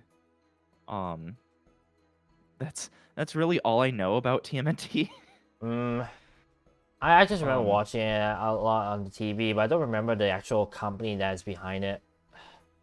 mm-hmm. But still, it's quite nice to see that being back. It's just like, oh, it looks like it's back. All that stuff. Yeah, Yeah, let me yeah. And oh, go ahead. I Say. know there's plenty of people that are really into TMNT, so I'm happy for them that they've um gotten um a new game for that franchise. So Oh man, the thing is showing me 1987 version, so I can't really say. yeah, Oh well. Next up on the list, by the way, I'm going to jump into September, and now we can finally talk about Splatoon 3. yeah, Splatoon. So I, for a while, I was actually kind of on the fence of do I buy this or not? Because seeing all the pre-release footage, it really did look a lot like Splatoon 2. And I basically played my fill of Splatoon 2. I played through the single players to completion, or the single player modes to completion, and I played. It was about like 60 at least 60 hours, if not more, of the multiplayer mode, which is more than um most multiplayer modes that I've played in other games. Hmm. So that's why I felt content to just like drop the game, metaphorically. But as the release for Splatoon 3 was approaching, oh excuse me, I I warmed up more to the thought of getting 3, and I am glad that I did because I don't know what it is about the game, but I'm just enjoying it way more than I really ever did with Splatoon 2. It might partially be because like I've started playing the game the same time that everyone else did because I got it on release. I did play through the single player of Splatoon 3 as fast as I could. I did fully 100% it, or I guess 1000% is the technical name that they use, because a lot of the stages you can play with alternate weapons, and so I did that with all the stages, and I got all the secrets in the hub world. Hmm. Unlike me, who literally dropped the game, my Splat 2 copy is in some sewer. Oh no. Yeah. I read that, I was Oh like, no. whoa. Yeah, it dropped down into the sewer, kind of like where the Octo expansion takes place. I didn't want to say it. Yeah. But yeah, Splatoon 3 single player, I think was a good mix of the format of like Splatoon 2's Octo expansion, but made more beginner friendly. Because the Octo Hmm. expansion, it can be brutal. No Ooh. other way to say it. There are points where you are probably going to want to throw your controller and or Switch out of the nearest window. Oh boy. Yeah. It's a funny thing for Um me when I came to Splatoon 3. I did tell myself I would try and buy the game because I did want to get to the Splatoon series. Although, and admittedly, I was kind of like harping over people watching or playing like the Splatoon, like what's it, Salmon Run, because it looks so good gameplay wise. yeah. And then all of a Yeah. sudden, I see Chikara himself say that he's taking a break because honestly, he felt like it did not fix the issues from the previous one. Yeah, and I will say most of my time with Splatoon 3 has been with Salmon Run. Aside from, occasional like connection stuff, the game is run like fine for the most part for me. Yeah, I do encounter some slowdown, which I never encountered with Splatoon 2. Yeah. Um, but I can definitely see like someone that has gotten to like the higher levels in Salmon Run that slowdown is more apparent, and I would have to look at footage of this. I don't know if the timer properly scales to slow down. That's probably the biggest thing, if I've heard correctly, that if the game slows down, the timer doesn't. So, Oof. yeah. Yeah, he's got a very good point. Splatoon 3 would be best if not for The bow? the bow. I think that's the tri-stringer weapon. Uh, Yeah. There's a company Yeah. telling your audio support forward in 2022. You're doing something completely wrong. Oh dear. Yeah, the network advice that Nintendo put out for people who are having issues with Splatoon 3, it's not good advice. Hmm. um but from my personal experience, aside from just occasional, a communication error has occurred, it's been great for me.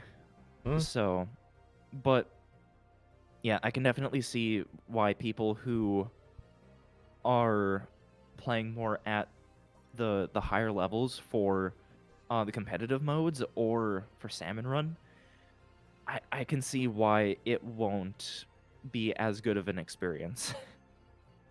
Hmm. Apparently, some people actually did port forward and it still didn't work for them. Yeah, it's bad advice. Bad advice, like there's actual like you're technically opening yourself up for security vulnerabilities, I'm pretty sure. Oh. Yeah. Basically, try to get your Switch hardwired with a Ethernet adapter, or if you have the OLED Switch, just with the Ethernet port on the dock. And you're really not going to be able to get a better connection. If like, yeah. That's quite weird, but uh, I feel like Nintendo Switch Online's like internet is really like seeing the many of the cracks this year, which is kind of a bummer. I just wish that Yeah. at least they had like better games, like just like the games that actually had better connectivity. Which has kind of felt like a downgrade if you think back to how good the internet was in Mario Party Superstars. Yeah, I've had nothing but rock solid experience with that game. So, but with that game, it's easier to just with the nature of the game, it's easier to set things up to where you have better internet connection. With a game like Splatoon, it can be more difficult to it can be more difficult to program in that sense, but yeah. it is primarily an online multiplayer game, so it should have good multiplayer. But, It's just definitely a bummer. yeah. But hopefully they will learn their lesson. Hopefully maybe they might patch it. Who knows? Probably not, Yeah. but we'll see. Yeah, well, they are doing somewhat frequent updates, at least 4 big ones a year with the seasonal updates, and then like a mid-season like stability patch or whatnot. So that's like at least 8 updates per year. I feel like they can get things to a point where it's better, but yeah, actually, now that I'm thinking about it, I'm pretty sure I did have better connection stability in Splatoon 2 overall, even when I was on Wi-Fi, compared to 3, just in terms of like communication errors. So, one thing that I don't get is if you're in a lobby and like, searching for a game, and it's like, oh, a communication error occurred, or one of the consoles stopped responding. Why would you throw up that error message and not just continue searching for another game in the background? Like, without having, like, that big error message and having the player, like, reload back into the lobby and start searching for another game again. That seems like very odd decision, especially because if you're, searching for a game in Splatoon 3, you can mess around in like an actual like practice range. Which, if you get any of those error messages, that breaks up the flow of whatever it is that you were doing. So Yeah. that's probably the weirdest or the worst thing about it. But again, for me, I've had nothing but, at the very least, a perfectly fine Experience. experience. Yes.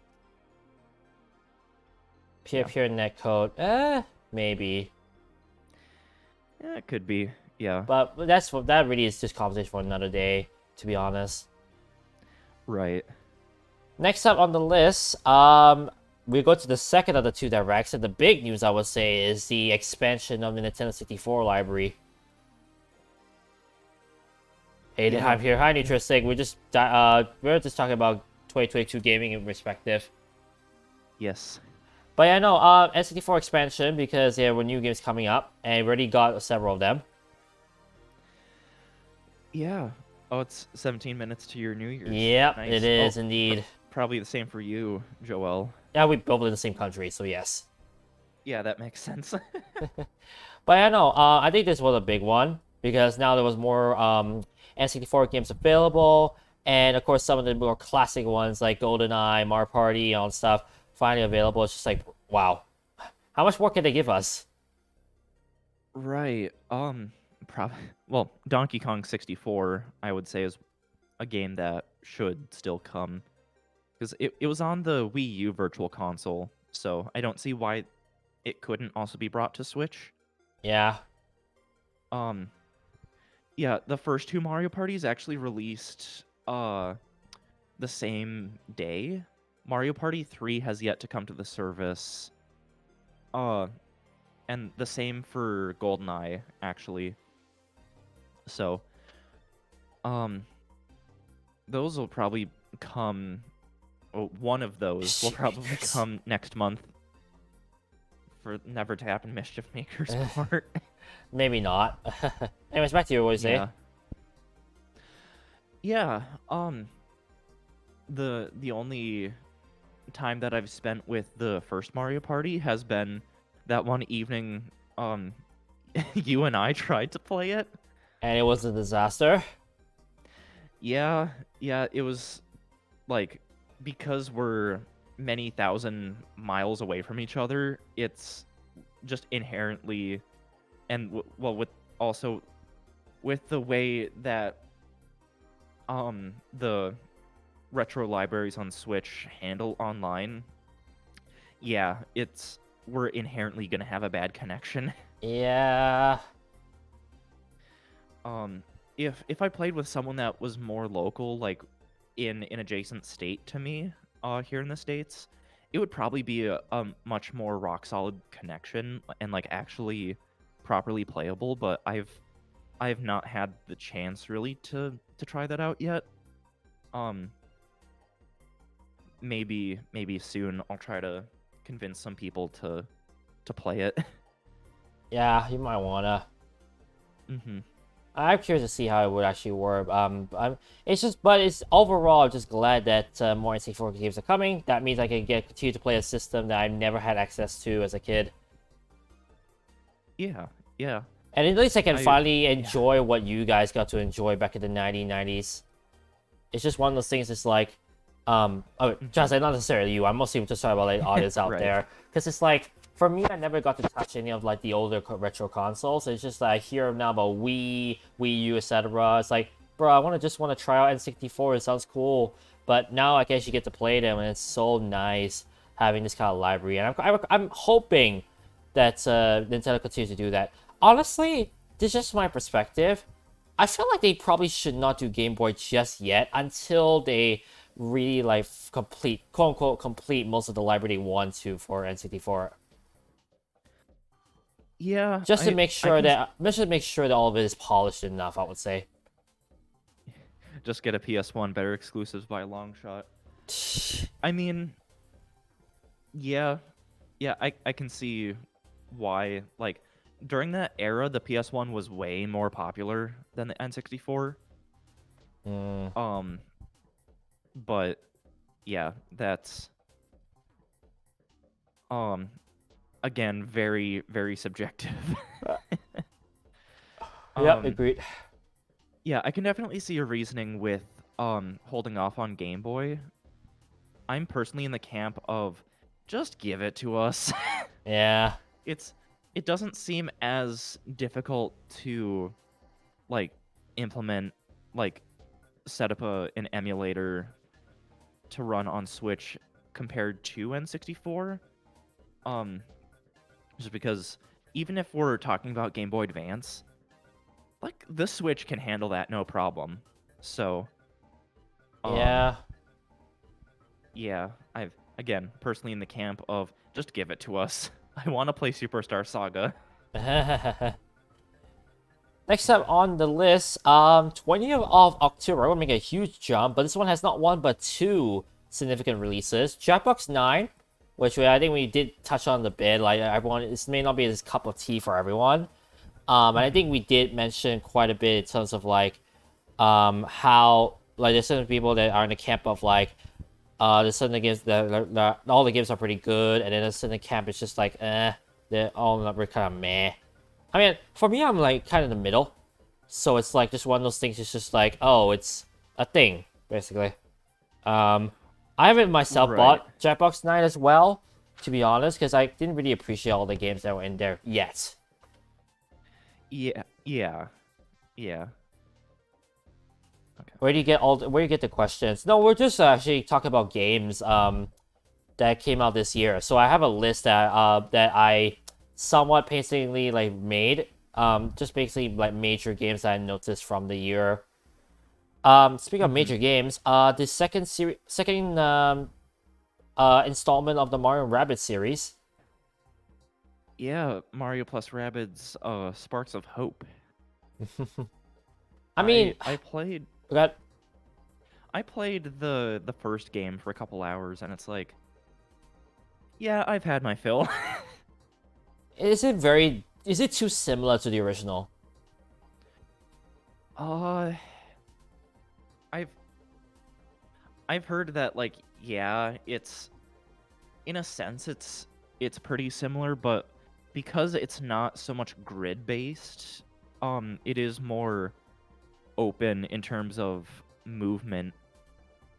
It does open up more opportunities for strategy, but if you're not so much of a fan of the first game, then yeah, don't feel like you have to play the second one.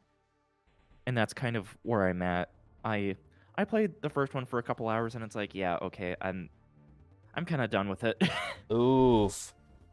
That's Yeah. actually sort of a bummer. I mean, then again, it's this kind of game where it's like you like it or don't like it. It's like it's a very interesting form of combat. And I know for a Exactly, fact, yeah. and I know for a fact that I know someone who did a let's play of the game, and honestly, let's just say there were many rage moments just because of how ridiculous some of the missions are. Really? And that was just in the first game. Oh.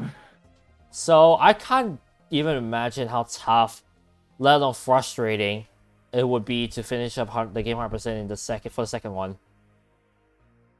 Yeah. I guess now I'm glad that I have not gone back Yeah. to the first game. But yeah, it's just a bummer because like, that's the only time I heard about the game. And it's just like afterwards, it's just like, oh, no more news about it. I never actually seen it on YouTube or quote unquote. It's just like, Yeah. Yeah. it's just definitely a bummer. Mm-hmm. Next up on the list, I think I'll just quickly rush through this. Persona 5 Royale. Yeah, it's great that that game's finally on Switch and that the other Personas are on their way. That's that's really all I have. Yeah, same here. I mean, I'm not really the biggest fan of that game. It looks like there's just too much. Well, that's for me, that is. I feel like there's just way too much, and I kind of would get overwhelmed if I were to play the game. But it definitely has its charm, and I've heard very good things from the people who have played the game in full. Mm-hmm. Yeah. Yeah, if you want a Japanese RPG that you just want to sink hundreds of hours into, it seems like the perfect game, and probably a game that you've already played if you're into that. Oh, you know, yeah, I think there are several I know probably would have played the game, even though I wouldn't know they have played the game. If that makes sense. Mm-hmm. Yeah. Next up on the list, one of the very more controversial ones, and unfortunately really sparked a lot of bad media, let's just say. And I think you know where I'm going with this. Yep. Yeah. Bayonetta. Exactly. I mean, it's definitely a bummer, but overall, I've heard very good things, and apparently the story is very well written and ensures that it stays separate from the first two games, if that makes sense. Yeah. Yeah. That's what I've heard. The game itself is great, even though the intro like cutscene sequence is like over half an hour long. Oh, jeez, is And it? yeah, that's what I heard from Kit on the Kit and Krista podcast. Wow.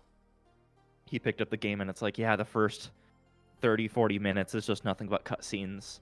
And it doesn't really make too much sense unless you've played the other two games. Oh. So if you want Yeah. context, then you do that, but you just want to play the game, just go straight into it.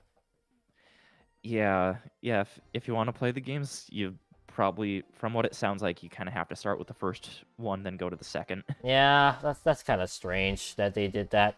At least it's not like Sonic 06 where they keep loading, and just like too many cutscenes. Yeah. At least it's not that. Speaking of Sonic, by the way, Sonic Frontiers, in 8th of November. Yeah, yeah. And many people say the best Sonic game all of a sudden. I'm just like, huh? But then again, I've heard good things, and the music itself, music as well, I've heard very nice things. I have not listened to Undefeatable yet, although once I actually might in due time, even though I haven't played the game yet, just to hear why people are raving about it. Nice, nice. And again, I did mention about the Sonic topic in the last podcast, how I think the topic of Sonic best Sonic game can be laid to rest quietly without too much, how do I say this, without much hubbub. Yeah, yeah. And if you haven't seen that, go check out the previous podcast if you wanna. Yeah. Lee, how many of these games on the list have you played? 2. It's more so like games I've seen and heard. Like it's mostly like looking at the looking at the what people have said on like online and on Twitter and like just taking the opinions on that. Of course I want to take everything with a grain of salt, of course. Will, you can't remember you yourself have your podcast. I know you don't really put much footage. Okay, not footage, but you know what I mean. But honestly, I'm just trying to do it on face value because I don't have the time to play all these games. You gotta remember that. I have a job. Yeah, I have a part-time job, not a full-time, but yeah, I've played a lot of the games that you haven't, so that's I've kind of filled in those gaps. Yeah, you kind of helped me on that one, which I really appreciate that, honestly. Mm-hmm. Although I'm not too sure about if you have played the next one that I'm about to mention. Probably not. God of War Ragnarok. Yeah, no. The funny thing is that I remember when the Game Awards happened and God of War Ragnarok was just sniping so many awards, and all of a sudden when it comes to Game of the Year, nope. I got very confused. Now knowing that the game has only been around for like a month plus, I guess I can see why it did not get Game of the Year. Right. It's just one of those things. It's just like it has such a short lifespan, and I feel like it might not be as polished as they wanted it to be, quote unquote. Yeah, and I've also heard that it's a bit too handholdy at points. Oh, like characters will basically say like, "Oh, do this thing," and they don't really give you much time to like figure out some puzzles for yourself. So Dream Team. Dream Team was more heavy on introductory tutorials. Once you got past like 6-7 hours, it was fine. Yeah, God of War seems to be more like, if you don't figure out the solution to a puzzle within 30 seconds, a character just tells you. Oh, yeah. Okay, now I can see where this is going.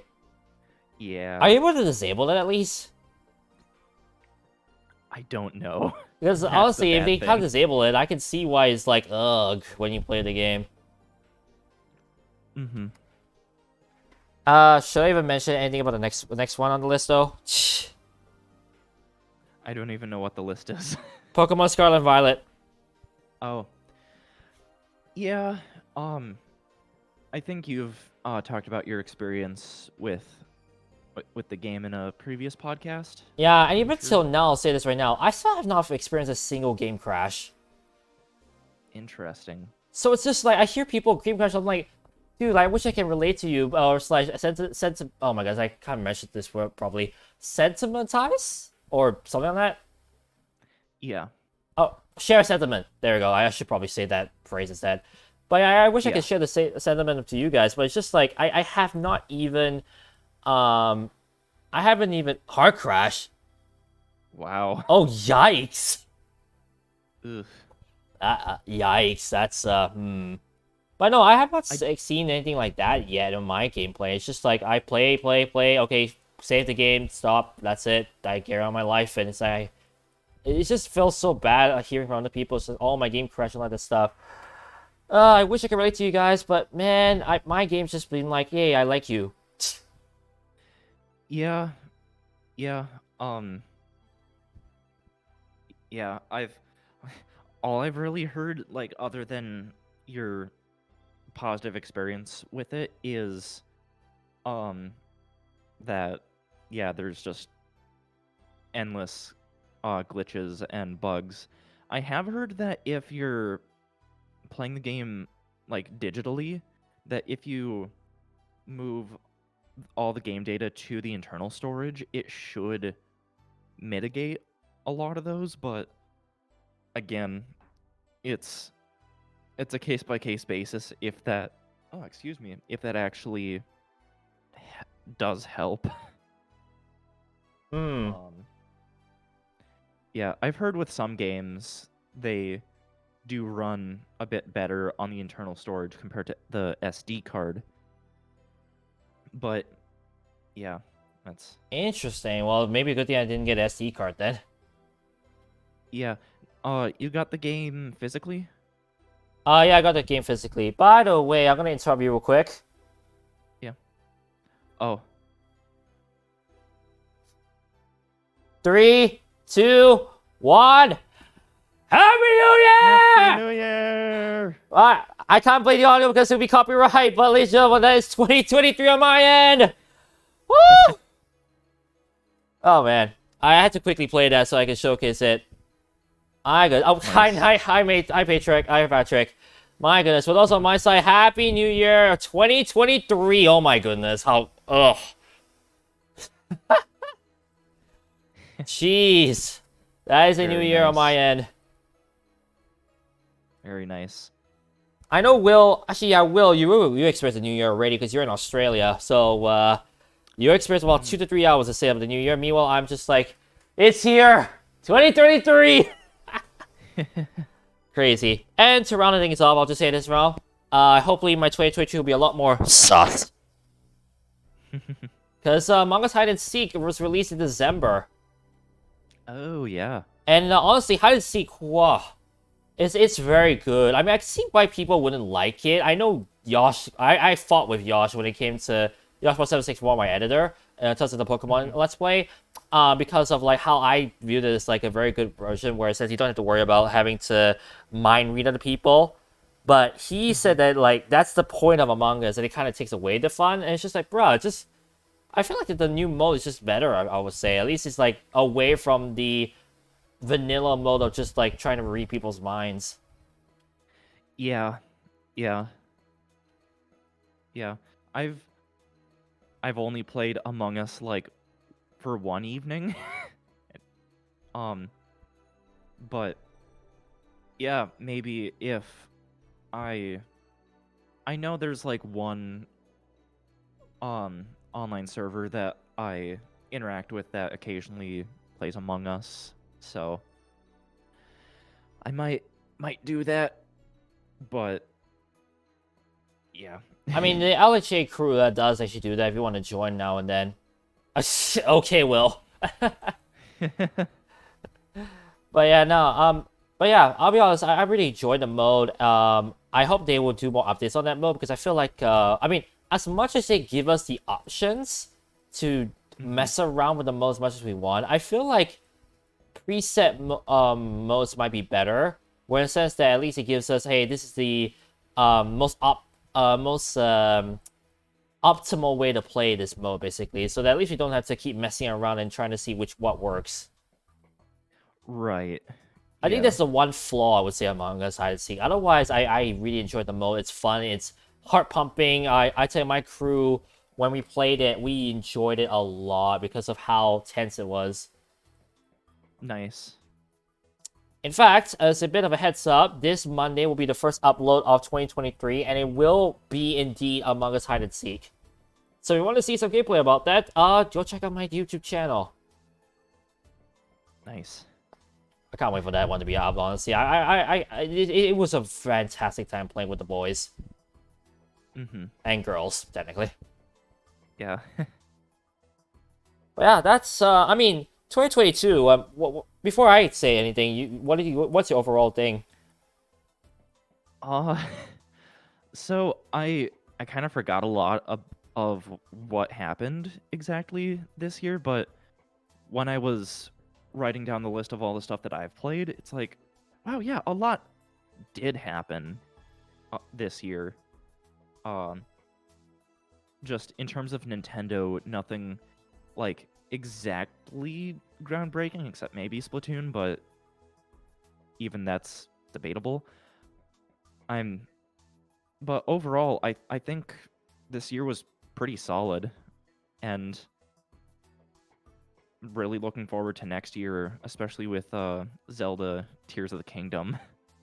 Man, Cannot wait. Yeah, not wait. I can say it. I can tell. I was like, but Happy New Year, Nutristic. I hope you're having a good 2023 as well. For me, I'll be honest, like, this year definitely has flown by for me when it comes to the job, but when it came to, like, gaming, it really just felt longer, because with so much that was released. Granted, not every game, like, was at the best of its peak. I mean, I know there's also been a lot of controversy and all that stuff. Honestly, it definitely is a downer just to hear all that. But overall, I would say 2022 has definitely had more ups and downs. And I felt like I felt like I was just enjoying everything that was just coming out, even though I wasn't playing it. Yeah, just hearing about everything that was happening. Yeah. It's just a bummer that not everything was polished in the way. I mean, Pokemon Scarlet and Violet, as we know, came very like abruptly, and then there was some of the games that definitely had its issues. But I'm hopeful that 2023 will see a lot more polished games, and if anything, I hope that we can see more like less lag. I think that's the key thing. Yeah. Also, please no more ancient themes. I'm not saying I'm getting sick of it. It's more so like, man, it was overused in 2022. I feel like people should be looking towards the future, not the past. Yeah. How much longer are we going? Because I really have to use the bathroom. Well, no, actually, not longer. Don't worry, I will hold it off because I actually need to go to sleep now. But tonight is. Well, ladies and gentlemen, that is it for 2022. Oh my goodness, what a year! What a time and what a podcast. We'll decide when our next podcast is. If you enjoyed, follow me and Giles on the particular YouTubes over here. And if you want to check out the rest of the podcast, check over there. Another video over there. Thank you guys so much for watching. But remember, the adrenaline rush is real. This is Liabit121 and Giles signing out. I will catch you guys on the next podcast. Peace! Happy New Year!